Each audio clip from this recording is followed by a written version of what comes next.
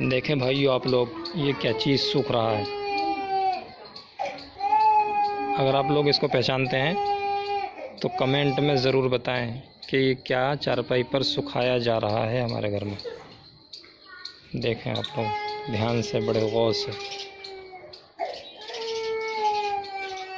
जो हजरात इसको पहचानते हैं वो कमेंट में लिख के बताएं कि ये क्या सूख रहा है।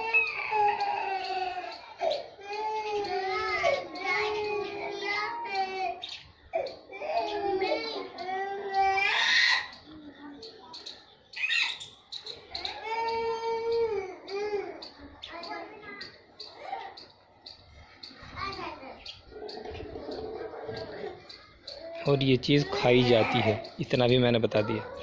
अब आप लोग आगे बताएं कि ये क्या चीज़ है, इसको क्या कहते हैं आपके यहाँ।